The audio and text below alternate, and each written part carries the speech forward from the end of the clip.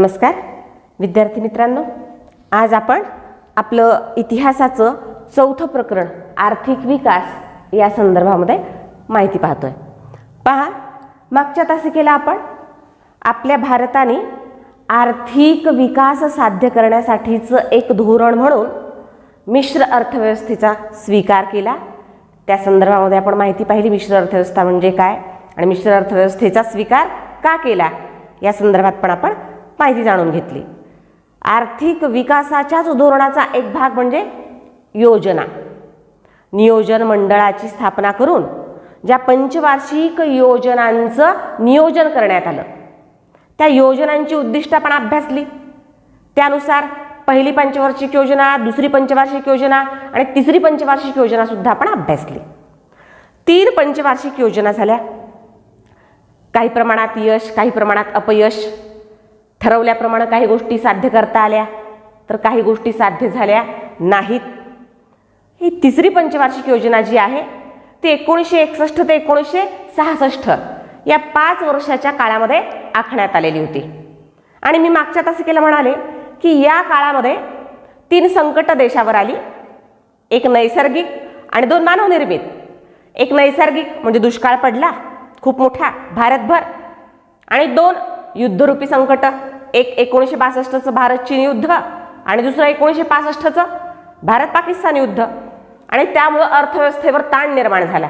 विकासाची कामं जशी ठरवलेली होती या योजनेच्या सुरुवातीला तशी साध्य करता आली नाहीत, आणि त्यामुळं अत्यावश्यक अशा सेवांच्या संदर्भामध्ये विकास साधण्यासाठी म्हणून पुढची 3 वर्ष 1966 ते 1969 अशी 3 वर्ष एक वार्षिक योजना आखण्यात आली आणि तिची अंमलबजावणी करण्यात आली। म्हणजे पंचवार्षिक योजनेच्या ऐवजी एक वार्षिक योजना, वर्षावर्षाचाच नियोजनाचा किंवा वर्षावर्षाचंच नियोजन ठरवायचं आणि अत्यावश्यक अशा सेवांच्या संदर्भामध्ये ते नियोजन यशस्वीरित्या राबवायचं असं ठरवण्यात आलं। आणि त्यानंतर मग 1969 मध्ये चौथी पंचवार्षिक योजना आखण्यात आली 5 वर्षासाठी पुढच्या, म्हणजे 1969 ते 1974 या काळात चौथी पंचवार्षिक योजना आखण्यात आली। या चौथ्या पंचवार्षिक योजनेचं उद्दिष्ट विकासाचंच उद्दिष्ट, मग ग्रामीण भागाचा विकास असेल, रोजगाराच्या संधी उपलब्ध करून देणं असेल, दारिद्र्य निवारण असेल, बेरोजगारीचं निर्मूलन असेल, शहरी भागाचा विकास असेल, उद्योगधंद्यांचा विकास असेल, दळणवळणाचं क्षेत्र, शिक्षणाचं क्षेत्र, आरोग्याचं क्षेत्र, या क्षेत्रामध्ये सुधारणा घडवून आणणे, विकास करणे हे उद्दिष्ट ठरवण्यात आलं। याच कालखंडामध्ये इंदिरा गांधी यांनी, त्यावेळी त्या प्रधानमंत्री होत्या, त्यांनी 14 बँकांचं राष्ट्रीयकरण सुद्धा करण्याचा निर्णय घेतला। 14 बँकांचं राष्ट्रीयकरण करण्यात आलं।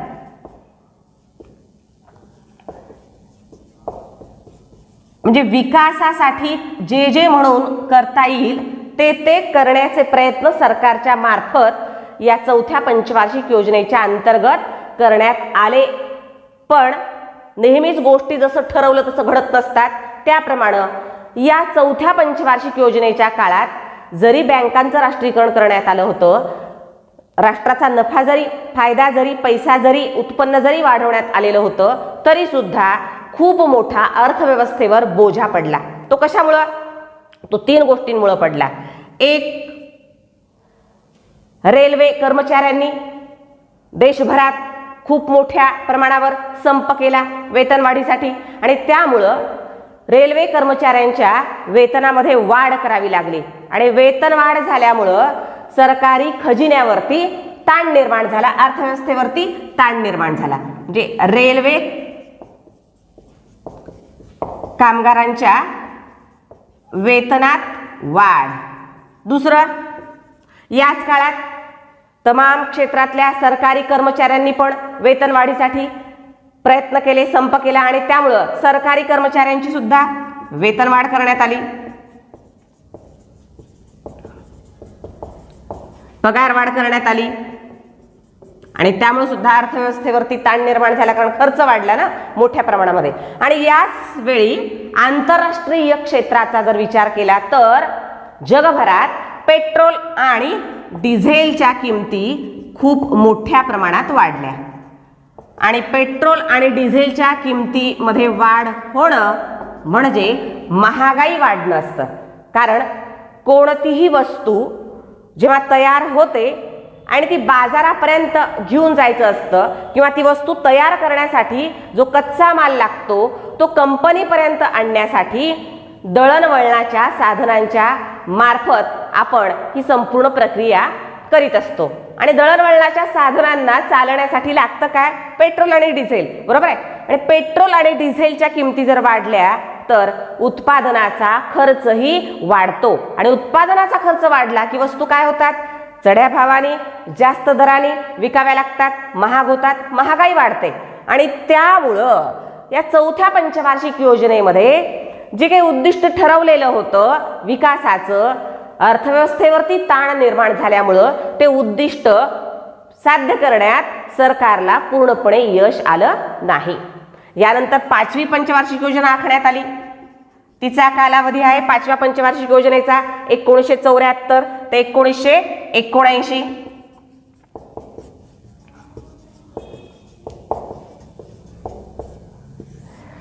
याही पंचवार्षिक योजनेमध्ये पहा मुलांनो, या पाचव्या पंचवार्षिक योजनेच्या काळामध्ये भारताला एक युद्ध करावं लागलं.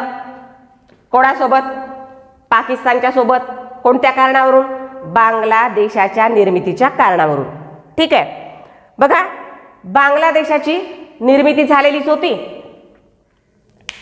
आणि त्यामुळं या पाचव्या पंचवार्षिक योजनेवर त्याचा परिणाम झाला. 1971 मध्ये बांगलादेशाची निर्मिती झालेली होती आणि आम्हाला युद्ध करावं लागलं. युद्धामध्ये खूप मोठा पैसा सुद्धा खर्च करावा लागला आणि त्यातून आमची अर्थव्यवस्था आणखी सावरलेली नव्हती. अशातच ही पाचवी पंचवार्षिक योजना आम्ही आखली. उद्दिष्ट खूप मोठ्या विकासाचं आम्ही ठरवलेलं होतं. सगळ्याच क्षेत्रातला विकास, मग रस्त्याच्या बांधकामाचा म्हणजे दळणवळणाच्या क्षेत्रातला विकास, संदेश वहनाच्या क्षेत्रातला विकास, शुद्ध पाण्याच्या पुरवठ्याचा विकास, दारिद्र्य निवारण असेल किंवा रोजगाराच्या संधी उपलब्ध करून देणं असेल, सामाजिक सेवा सुविधांचा विकास करणं असेल, प्राथमिक शिक्षणाचा प्रसार करणं असेल किंवा अत्यावश्यक ज्या गोष्टी आहेत त्या प्रत्येक माणसापर्यंत पोहोचवणं असेल, अशा योजनांची उद्दिष्ट साध्य करण्यासाठी म्हणून सरकार प्रयत्नरत होतच. आणखी एक प्रयत्न या योजनेच्या माध्यमातून सरकारने केला आणि तो म्हणजे प्रत्येकाला 2 वेळचं पोटभर जेवण मिळालं पाहिजे. त्यासाठी एकाधिकार पद्धतीनं या काळामध्ये अनेक गोष्टी साध्य करण्याच्या सोबतच एकाधिकार पद्धतीने अन्नधान्य असेल किंवा जीवनावश्यक वस्तू असतील त्यांची सरकारनं खरेदी करावी. एकाधिकार पद्धतीने खरेदी करावी आणि सार्वजनिक वितरण प्रणालीद्वारे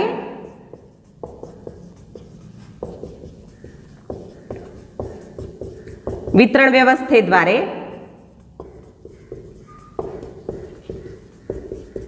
रास्त भावात, रास्त म्हणजे योग्य म्हणजे कमी भावात त्याचं वितरण करावं, जनतेमध्ये वितरण करावं. म्हणजे ज्या अन्नधान्यासारख्या इतरही जीवनावश्यक अशा वस्तू आहेत त्या सरकारने खरेदी कराव्यात आणि त्या कमीत कमी किमतीमध्ये त्याचं सार्वजनिक वितरण प्रणालीच्या द्वारे नागरिकांमध्ये, लोकांमध्ये वितरण केलं जावं. जसं रास्त धान्य दुकानं असतात की नाही आपल्याकडं, रेशनची दुकानं आपण म्हणतो, स्वस्त धान्य दुकान ज्याला आपण म्हणतो, त्या प्रणालीचा, त्या व्यवस्थेचा मोठ्या प्रमाणात विकास या पाचव्या पंचवार्षिक योजनेच्या काळामध्ये झाला, जी 1974 ते 1979 या काळामध्ये राबवण्यात आली. या काळात झालं काय या काळातही फार मोठ्या प्रमाणामध्ये जे काही ठरवलेलं होतं उद्दिष्ट ते सरकारला साध्य करता आलं नाही. कारण 1975 ते 1977 या काळामध्ये राष्ट्रीय आणीबाणी लागू करण्यात आली भारतामध्ये आणि आर्थिक आणि राजकीय अस्थैर्य निर्माण झालं. या आर्थिक आणि राजकीय अस्थिरतेचा परिणाम विकासाच्या कामावरती पण नक्कीच झाला. 1977 मध्ये निवडणुका घेण्यात आल्या. 77 मध्ये ज्या निवडणुका घेण्यात आल्या त्यात राष्ट्रीय काँग्रेस पक्षाचा पराभव झाला आणि अनेक छोट्या छोट्या पक्षांनी एकत्र येऊन जनता पक्षाची स्थापना केली आणि जनता पक्षाचं सरकार आलं मोरारजी देसाई यांच्या नेतृत्वाखाली. म्हणजे ते पंतप्रधान झाले आणि त्यांच्या काळामध्ये पंचवार्षिक योजना ज्या आखल्या जात होत्या कधीपर्यंत 1977 पर्यंत 1978 मध्ये पंचवार्षिक योजना ज्या होत्या त्या बंद पाडल्या या नवीन आलेल्या सरकारने आणि साखळी योजना सुरू केली. जशी माग 1 वर्षीय योजना सुरू करण्यात आलेली होती की नाही 66 ते 69 या काळामध्ये, तशी साखळी योजना सुरू करण्यात आली. पण हिला पण अपयश आलं आणि 1980 मध्ये परत निवडणुका झाल्या मध्यावधी आणि त्या निवडणुकीमध्ये राष्ट्रीय काँग्रेस पक्ष विजयी झाला आणि नव्याने आलेल्या या राष्ट्रीय काँग्रेस पक्षाच्या सरकारने ही साखळी योजना बंद पाडली आणि परत जुनी जी पंचवार्षिक योजनांची पद्धत होती त्या पंचवार्षिक योजनांच्याच पद्धतीला सुरुवात झाली. आणि 1980 ते 1985 या काळामध्ये 6वी पंचवार्षिक योजना परत आखण्यात आली. आता ही जी 1980 ते 1985 या काळामध्ये 6वी पंचवार्षिक योजना आखण्यात आली. या पंचवार्षिक योजनेने विकासाचा एक कार्यक्रम हाती घेतलेला होता.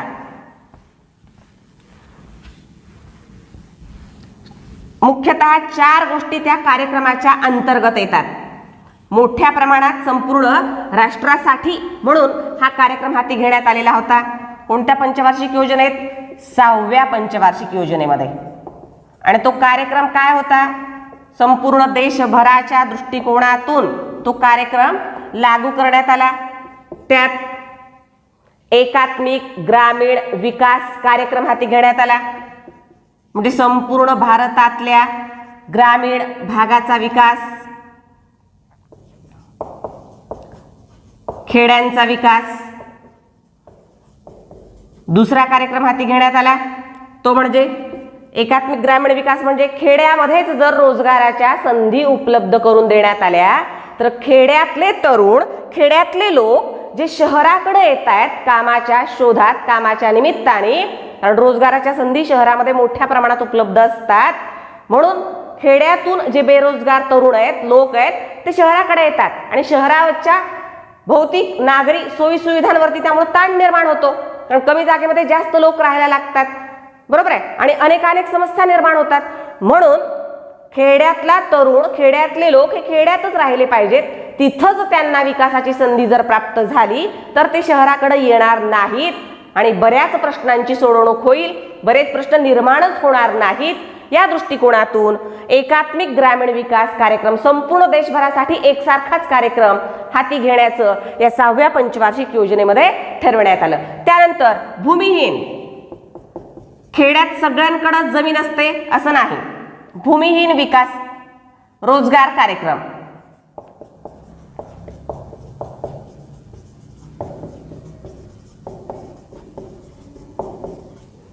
ज्याच्याकडे जमीन आहे, शेती आहे, ते आपापल्या शेतीमध्ये उत्पन्न काढतात आणि आपापल्या पोटापाण्याची सोय करतात.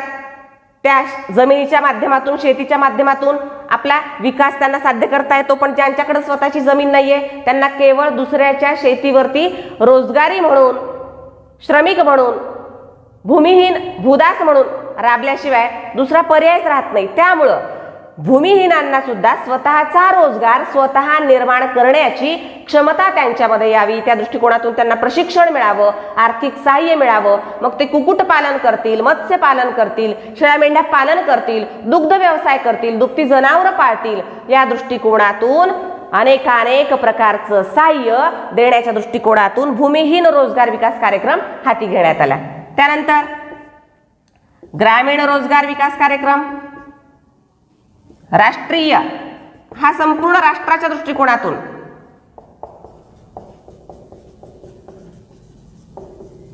ग्रामीण भागात जास्तीत जास्त रोजगाराची निर्मिती, राष्ट्रीय ग्रामीण रोजगार विकास कार्यक्रम. आणि सालेम या ठिकाणी तामिळनाडूतलं एक शहर आहे, ठिकाण आहे सालेम, पोलाद निर्मिती प्रकल्प हाती घेतला. कारण उद्योगधंद्यांचा विकास करायचा आहे, औद्योगिकीकरण करायचं आहे, औद्योगिक विकास घडून आणायचा आहे म्हटल्यानंतर उद्योगधंद्यांना यंत्रसामुग्री तयार करण्यासाठी लागते ते पोलाद.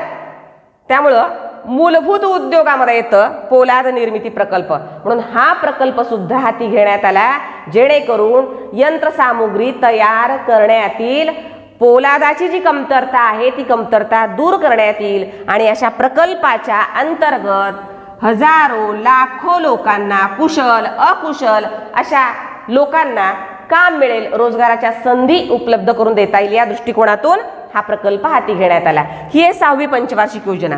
यानंतर 7वी पंचवार्षिक योजना. 6वी पंचवार्षिक योजना कुठपासून कुठपर्यंत?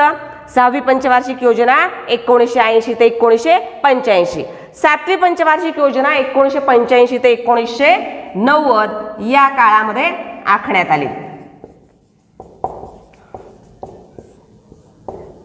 याही पंचवार्षिक योजनेमध्ये आत्मनिर्भरता, स्वावलंबन, औद्योगिक विकास, आधुनिकीकरण यासोबतच राष्ट्रीय विकासाचा जो दर आहे तो 5% वाढवण्याचं उद्दिष्ट ठरवण्यात आलं.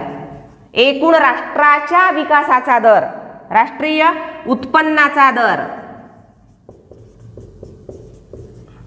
हा 5% वाढवणे हे उद्दिष्ट ठरवण्यात आलं. त्यासाठी अन्नधान्य आणि जीवनावश्यक वस्तूंच्या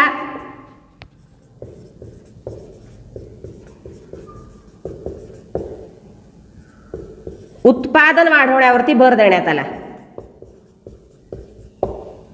आणि यातही 3 कलमी कार्यक्रम हाती घेण्यात आला, तो म्हणजे जवाहर रोजगार योजना.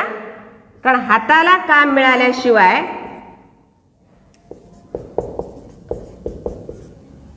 विकास होऊ शकत नाही.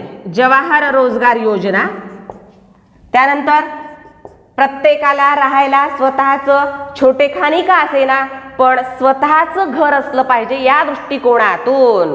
कारण अन्न, वस्त्र, निवारा, शिक्षण, आरोग्य या प्रत्येक माणसाच्या मूलभूत गरजा आहेत आणि त्यांची पूर्तता करणं हे सरकारचं कर्तव्य, ती सरकारची जबाबदारी आहे. त्या दृष्टिकोनातून जवाहर रोजगार योजना, हाताला कामही मिळालं पाहिजे, डोक्यावर छप्पर पण असलं पाहिजे, त्या दृष्टिकोनातून इंदिरा आवास योजना. आवास म्हणजे घर, निवारा आणि ग्रामीण भागाचाही विकास झाला पाहिजे, शेतीचा विकास झाला पाहिजे. आपल्याकडची शेती लहरी अशा मान्सूनवर, निसर्गावर अवलंबून आहे आणि त्यामुळं शेती असून सुद्धा वर्षभर त्या शेतीतून शेतकऱ्यांना उत्पन्न घेता येत नाही. या दृष्टिकोनातून त्यांची सिंचनाची सोय व्हावी शेतकऱ्यांची आणि पेयजलाची पण सोय व्हावी, या दृष्टिकोनातून दशलक्ष विहिरींची योजना आखण्यात आली. दशलक्ष म्हणजे 10 लाख विहिरी खोदण्याची. यातून खूप मोठ्या प्रमाणात रोजगारही निर्माण होणार होता, कारण विहिरी खोदण्यासाठी म्हणून मनुष्यबळ लागणार होतं आणि देशात उपलब्ध असणाऱ्या मनुष्यबळाचा पुरेपूर उपयोग सुद्धा या विहिरी खोदण्याच्या कामी होणार होता आणि विहिरीच्या पाण्याचा उपयोग तसाही शेतकऱ्यांना आणि सिंचनासाठी आणि पिण्यासाठी पण होणार होता.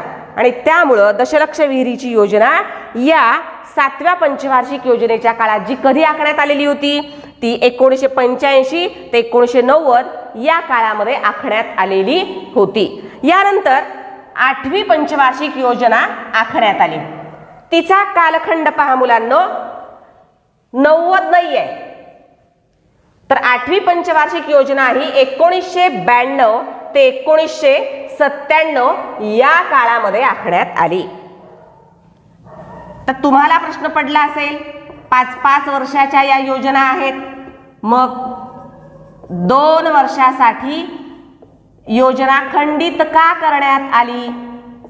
पहा, 8व्या पंचवार्षिक योजनेचा कालावधी काय? 92 ते 97. मग 90ला ही 7वी संपली, 92ला का 8वी सुरू झाली? तर पहा, 90चा जो काळ आहे तो प्रचंड आर्थिक अस्थिरतेचा असा तो काळ होता. आमच्या देशावरती खूप मोठ्या प्रमाणामध्ये परकीय कर्ज होतं, म्हणजे खूप मोठं ऋण, खूप मोठं कर्ज आम्ही जागतिक बँकेचं आणि इतरही देशांकडून काढलेलं होतं. त्यामुळं आमची अर्थव्यवस्था खूपच नाजूक झालेली होती. त्याचसोबत आर्थिक अस्थिरता तर होतीच, राजकीय अस्थिरता सुद्धा होती. तुम्ही मागच्या प्रकरणामध्ये अभ्यासलेलं आहे. याच काळामध्ये श्री राजीव गांधी यांची हत्या करण्यात आली, विश्वनाथ प्रताप सिंग यांचं सरकार वर्षाचं, श्री चंद्रशेखर यांचं सरकार वर्षाचं, अशी राजकीय अस्थिरता पण या काळामध्ये निर्माण झालेली आपल्याला दिसते. म्हणजे आर्थिक आणि राजकीय दोन्ही प्रकारची अस्थिरता होती. आणि त्या दृष्टिकोनातून आतापर्यंतच्या ज्या पंचवार्षिक योजना होत्या त्या यश आणि अपयश या दोघांचं मिश्रण आपल्याला दिसून येतं. आणि त्यामुळं 2 वर्ष या अस्थिरतेच्या काळामध्ये कोणत्याही प्रकारच्या पंचवार्षिक योजनेचं नियोजन करण्यात आलं नाही. म्हणून 2 वर्षामध्ये गॅप पडलेला, खंड पडलेला आपल्याला दिसून येतो. आणि परत 1992 ते 1997 या काळामध्ये परत राजकीय स्थिरता आली. त्यामुळं आर्थिक स्थैर्य देण्याच्या दृष्टिकोनातूून पंचवार्षिक योजना आखण्यात आली. या 8व्या पंचवार्षिक योजनेमध्ये विकासाचा दर जो 7व्या पंचवार्षिक योजनेमध्ये विकासाचा जो दर आहे तो 5% ठरवण्यात आलेला होता. राष्ट्रीय उत्पन्नाचा दर हा 5% ठरवण्यात आला होता. तर 8व्या पंचवार्षिक योजनेमध्ये तो 6.5% राष्ट्रीय विकासाचा दर हा ठरवण्यात आला. त्यासोबतच लोकसंख्या वाढ रोखणं, कारण लोकसंख्या वाढ ही एक समस्या होती आणि या समस्येतून अनेक समस्या भारतामध्ये निर्माण होत होत्या, निर्माण झालेल्या आहेत, ज्यांची सोडवणूक आपल्याला करणं नितांत गरजेचं आहे. म्हणून लोकसंख्या वाढीवरती नियंत्रण प्रस्थापित करणं, त्यासाठी कुटुंब नियोजनाचं महत्त्व नागरिकांना पटवून देणं, कुटुंब नियोजनाचा कार्यक्रम हाती घेणं, जागरूकता निर्माण करणं लोकांमध्ये, छोटं कुटुंब कसं आपल्या कुटुंबाचं सुख वाढवणारं असतं, त्या दृष्टिकोनातून जागरूकता निर्माण करणं. त्यासोबतच प्राथमिक शिक्षणाचा प्रसार करणं, खेड्यापाड्यापर्यंत प्राथमिक शिक्षण पोहोचणं, त्यासाठी प्रयत्न करणं, हे 8व्या पंचवार्षिक योजनेचं उद्दिष्ट होतं. या उद्दिष्टांच्या पूर्तीसाठी 8व्या पंचवार्षिक योजनेमध्ये काही कार्यक्रम विकासाचा हाती घेण्यात आला. तो कार्यक्रम काय आहे? कारण उद्दिष्ट ठरवल्यानंतरही कार्यक्रमाची आखणी करावी लागते, कारण कार्यक्रमाचीच अंमलबजावणी होत असते, बरोबर आहे. आणि म्हणून या पंचवार्षिक योजनेमध्ये जो कार्यक्रम हाती घेण्यात आला, आपल्याला प्रश्न विचारला जातो, 8व्या पंचवार्षिक योजनेमध्ये हाती घेण्यात आलेला कार्यक्रम कोणता, किंवा 8व्या पंचवार्षिक योजनेतील कार्यक्रमाविषयी माहिती लिहा, असा 2 गुणांसाठी प्रश्न विचारला जाऊ शकतो. मग या पंचवार्षिक योजनेमध्ये कोणता कार्यक्रम हाती घेण्यात आला? प्रधानमंत्री रोजगार योजना, रोजगाराची निर्मिती, कामाची संधी उपलब्ध करून दिल्याशिवाय दाम मिळणार नाहीये ना लोकांना, आणि पैसा नसेल तर अनेक समस्या जीवनामध्ये असतील.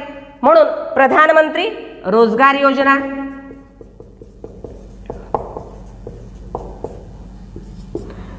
रोजगारासोबतच महिला समृद्धी योजना, महिलांचा पण विकास झाला पाहिजे.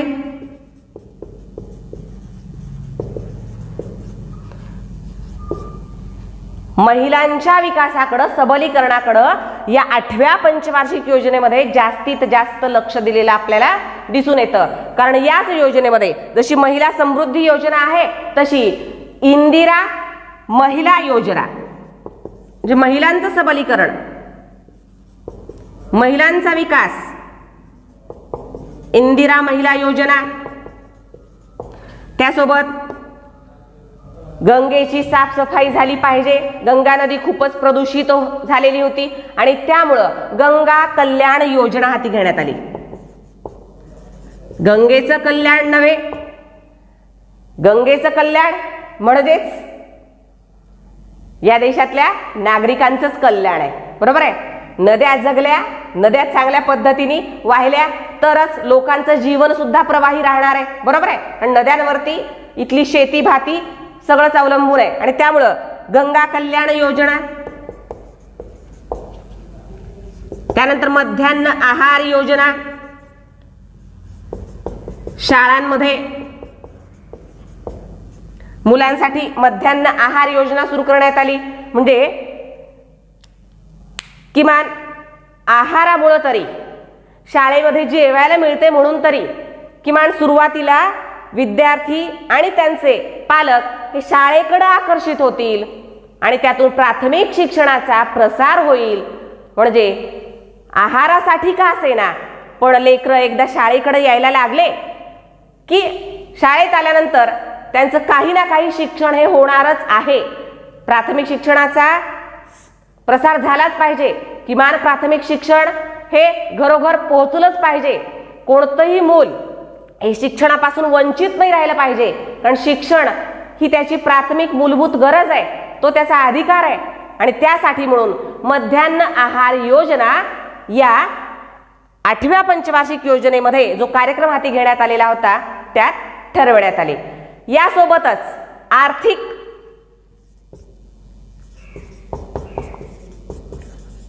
व सामाजिक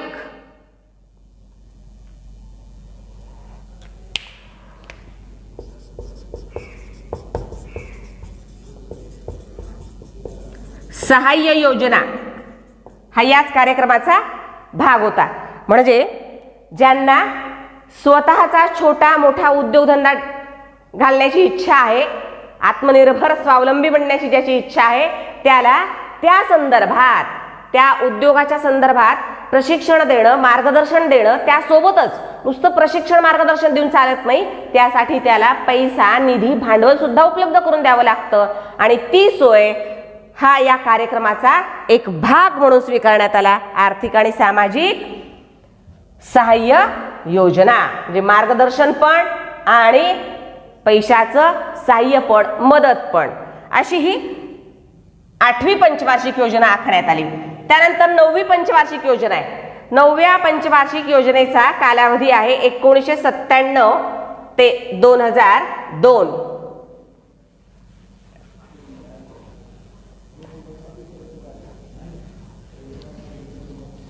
बऱ्या प्रमाणात या 9व्या पंचवार्षिक योजनेच्या काळामध्ये आर्थिक स्थैर्य भारताला प्राप्त झालेलं होतं. कारण 91च्या नंतर भारताने उदारीकरणाला सुरुवात केली होती, अर्थव्यवस्थेचं जागतिकीकरण केलेलं होतं आणि या काळात विकासाचा एक कार्यक्रम आखण्यात आला, जो रोजगाराच्या संधी मोठ्या प्रमाणात उपलब्ध करून देणं, त्यासोबत दारिद्र्य निवारण, दारिद्र्य निर्मूलन असेल, बेरोजगारीचं निर्मूलन असेल, औद्योगिक विकास असेल, या संदर्भात प्रयत्न केले गेले.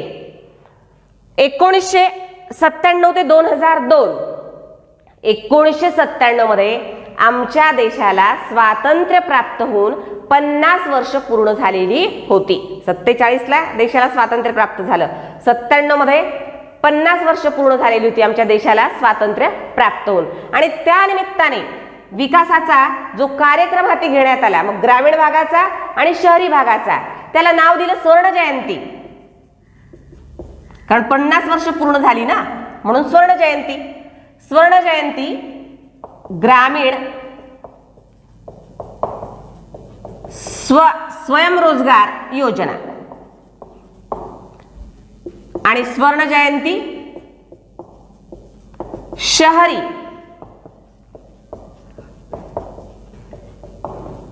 रोजगार योजना, म्हणजे ग्रामीण भागात पण रोजगाराची निर्मिती आणि शहरी भागात पण रोजगाराची निर्मिती, कारण शहरं अफाट वाढलेली होती, लोकसंख्या शहरांची अफाट वाढलेली आहे आणि अशा परिस्थितीमध्ये त्या ठिकाणच्या लोकांना पोटा पाण्याची सोय करून देणं अत्यंत महत्त्वाचं होतं. त्या दृष्टिकोनातून या 2 योजना या 9व्या पंचवार्षिक योजनेमध्ये हाती घेण्यात आल्या. त्याचसोबत प्रधानमंत्री ग्रामीण सडक योजना, ग्रामीण भागात पण दळणवळणाच्या सोयी झाल्या पाहिजेत तरच त्या भागाचा अपेक्षेप्रमाणे विकास होईल. या दृष्टिकोनातून जवाहर रोजगार योजना, बेरोजगारी दूर करण्याच्या दृष्टिकोनातून अनेक रोजगाराच्या योजना या पंचवार्षिक योजनांच्या माध्यमातून हाती घेण्यात आलेल्या आपल्याला दिसून येतात. त्यासोबतच अंत्योदय अन्न योजना, जे अगदी शेवटच्या माणसाला सुद्धा भारतातल्या अन्न मिळालं पाहिजे, कुपोषणाने उपासमारीने त्याचा बळी जाऊ नये. कुपोषणाने उपासमारीने जर एखाद्या देशातल्या नागरिकांचा बळी जात असेल तर त्यात सरकारचं खूप मोठं अपयश समजलं जातं, बरोबर आहे. आणि म्हणून अंत्योदय अन्न योजना, त्यासोबतच याही 9व्या पंचवार्षिक योजनेतही महिलांच्या बालकांच्या विकासाचा कार्यक्रम हाती घेण्यात आला, त्यांच्या सबलीकरणासाठी प्रयत्न करण्यात आले आणि त्यानुसार राजराजेश्वरी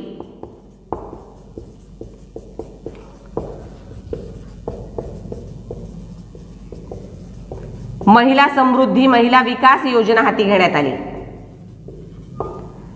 आणि बालकांसाठी भाग्यश्री बाल कल्याण योजना हाती घेण्यात आली. अशा पद्धतीने 9व्या पंचवार्षिक योजनेमध्ये हा विकासाचा कार्यक्रम आखण्यात आला आणि जशी अपेक्षा देशातल्या नागरिकांची विकासाची होती ती अपेक्षा पूर्ण करण्याचा प्रयत्न केला गेला. अशा पद्धतीने आपण पहिली, दुसरी, तिसरी, चौथी, 5वी, 6वी, 7वी, 8वी आणि 9वी पंचवार्षिक योजना तिच्यामध्ये आखण्यात आलेले कार्यक्रम आणि त्यात आलेलं यश अपयश या संदर्भामध्ये माहिती पाहिली. यानंतर पाहणार आहोत आपण बँकांचं राष्ट्रीयकरण, म्हणजे देशाचा आर्थिक विकास साध्य करण्यासाठी ज्या म्हणून गोष्टींचं नियोजन करण्यात आलं त्यातली आणखी एक बाब म्हणजे बँकांचं राष्ट्रीयकरण करण्याचा श्रीमती इंदिरा गांधी यांनी घेतलेला निर्णय. याच्यावरती सुद्धा 2 गुणांसाठी विधान सह कारण स्पष्ट करा असा प्रश्न विचारला जातो. श्रीमती इंदिरा गांधी यांनी बँकांचं राष्ट्रीयकरण करण्याचा निर्णय घेतला, म्हणजे का घेतला त्याचं आपल्याला उत्तर लिहावं लागतं. आणि राष्ट्रीयकरण का करण्यात आलं? अगदी सुरुवातीला आमच्या देशामध्ये ज्या बँका होत्या त्या खाजगी मालकीच्या होत्या, म्हणजे एखाद्या व्यक्तीची एखाद्या समूहाची त्या बँकांवरती मालकी होती, मक्तेदारी होती आणि एखाद्या समूहाने एखाद्या गटाने एखाद्या व्यक्तीने ती बँक उभी केलेली असल्यामुळं त्या बँकेचा नफा कोणाला मिळायचा? त्या समूहाला, गटाला, त्या व्यक्तीला मिळायचा, बरोबर आहे, ज्याने निर्माण केले त्याला मिळायचा.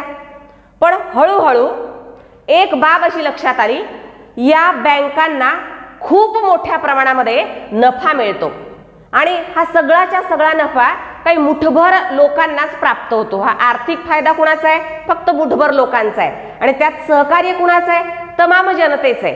आणि म्हणून देशाची स्थिती सुधारण्यासाठी आपल्याला बँकांचं राष्ट्रीयकरण करता येतं का या दृष्टिकोनातून विचार सुरू झाला आणि लालबहादूर शास्त्री आणि पंडित जवाहरलाल नेहरू यांच्या काळामध्ये हा विचार सुरू झाला आणि 1955 मध्ये साधारणपणे पहिल्यांदा जे विचार सुरू झाला पंडित जवाहरलाल नेहरू यांच्या काळामध्ये आणि 1955 मध्ये फक्त एका बँकेचं राष्ट्रीयकरण करण्यात आलं. तिचं नाव आहे इम्पिरियल बँक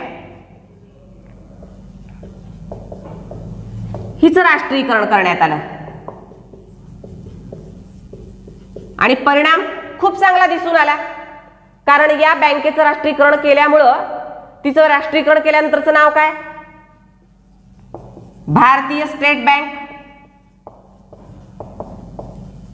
आणि हिच्या भारतभर अनेक शाखा निर्माण झाल्या आणि त्यामुळं खूप मोठा निधी, खूप मोठा पैसा हा सरकारी गंगाजळीमध्ये जमा झाला.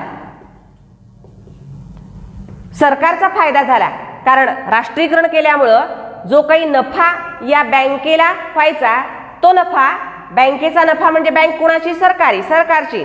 त्यामुळं हा नफा सरकारला व्हायला लागला आणि पहिलाच प्रयत्न त्याला खूप मोठं यश दिसून आलं आणि त्यामुळं पुढं लालबहादूर शास्त्री यांच्या काळामध्ये पण त्या दृष्टिकोनातून विचार झाला, पण प्रत्यक्ष बँकांचं राष्ट्रीयकरण झालं ते श्रीमती इंदिरा गांधी यांच्या काळामध्ये. कारण आमच्याकडं मिश्र अर्थव्यवस्थेचा आम्ही स्वीकार केलेला आहे मुलांनो, आणि मिश्र अर्थव्यवस्थेमध्ये तुम्हाला माहिती आहे की सार्वजनिक उद्योग क्षेत्र असतं, बरोबर आहे, आणि या सार्वजनिक क्षेत्रामध्ये खूप मोठं भांडवल गुंतवून अनेक प्रकारच्या उद्योगांना सुरुवात करावी लागते. म्हणजे रस्ते बांधणी असेल, बंदरांची बांधणी असेल किंवा विमानतळ असतील, कालवे, धरणं, संरक्षण सामुग्री, संशोधन, या सगळ्या क्षेत्रामध्ये खूप मोठा पैसा लागत असतो सरकारला आणि ती सगळी सरकारी गुंतवणूक असते. मग सरकारकडे जर पैसा नसेल तर अशी कामं हाती घेता येतील का? असे प्रकल्प उभे करता येतील का? नाही. त्यासाठी म्हणून सार्वजनिक क्षेत्रामध्ये खूप मोठा पैसा लागतो आणि हा जो सरकारी खजिन्यातून पैसा खर्च होतो त्यामुळे सरकारी खजिन्यामध्ये तूट निर्माण होते. ही तूट भरून काढण्यासाठी म्हणून बँकांचं राष्ट्रीयकरण करण्यात आलं आणि नफा, जो बँकांचा नफा आहे तो काय झाला? सरकारचा नफा झाला. कारण बँकांमध्ये जो पैसा जमा होतो तो सरकारचा पैसा, म्हणून तो जमा होऊ लागला. या निर्णयाला फार विरोध झाला नाही मुलांना, कारण खुद्द ज्या राष्ट्रीय काँग्रेसचं सरकार होतं त्या राष्ट्रीय काँग्रेसच्या सरकारमध्ये समाजवादी विचारसरणीचा एक गट होता, तो बँकांचं राष्ट्रीयकरण करण्याच्या बाजूने होता आणि साम्यवादी जो पक्ष आहे, जो विरोधी पक्ष होता, सत्ताधारी पक्षाच्या विरोधी असणारा तो पक्ष सुद्धा बँकांचं राष्ट्रीयकरण करण्याला अनुकूल असाच होता. आणि त्यामुळं श्रीमती इंदिरा गांधी यांनी 19 जुलै 1969 मध्ये बँकांचं राष्ट्रीयकरण केलं. किती बँकांचं राष्ट्रीयकरण करण्यात आलं? 14 बँकांचं एकूण राष्ट्रीयकरण करण्यात आलं आणि 1980 मध्ये परत आणखी 6 बँकांचं राष्ट्रीयकरण करण्यात आलं. म्हणजे 1980 पर्यंत एकूण 20 बँकांचं राष्ट्रीयकरण करण्यात आलं. मग या 14 मध्ये महाराष्ट्र बँक होती, बँक ऑफ बडोदा होती, पंजाब नॅशनल बँक होती, अलाहाबाद बँक होती, कॅनरा बँक होती, देना बँक होती किंवा syndicate bank, Indian overseas bank, union bank, अशा या बँका होत्या ज्यांचं राष्ट्रीयकरण करण्यात आलं. त्या राष्ट्राला समर्पित करण्यात आल्या, त्या आता राष्ट्राच्या सरकारच्या मालकीच्या झाल्या. म्हणजे त्याच्यामध्ये जो काही पैसा जमा होईल तो कुणाचा? सरकारचा म्हणजे देशाचा, ज्याच्यातून अनेक विकासाची कामं घेणं शक्य होतं. मग देशामध्ये हरित क्रांती करण्याच्या दृष्टिकोनातून तोही कार्यक्रम हाती घेण्यात आलेला होता. दळणवळणाच्या क्षेत्रामध्ये, अवकाश संशोधन क्षेत्रामध्ये असेल किंवा शस्त्रास्त्र निर्मितीच्या क्षेत्रामध्ये असेल, असे अनेक कार्यक्रम प्रकल्प हाती घेण्यात आलेले होते, ज्याच्यासाठी खूप मोठा पैसा लागणार होता आणि तो पैसा बँकांचं राष्ट्रीयकरण केल्यामुळं मोठ्या प्रमाणामध्ये उपलब्ध सरकारकडे व्हायला लागलेला होता. अशा पद्धतीनं बँकांचं राष्ट्रीयकरण करण्याचं धोरण सुद्धा आर्थिक विकासाचं धोरण म्हणूनच आपल्याला अभ्यासावं लागतं. ठीक आहे, तर आज आपण पंचवार्षिक योजना आणि बँकांचं राष्ट्रीयकरण या संदर्भामध्ये माहिती पाहिली. पुढच्या काही मुद्द्यांचा अभ्यास आपण पुढच्या तासिकेला करूया. ठीक आहे, हॅव अ नाईस डे.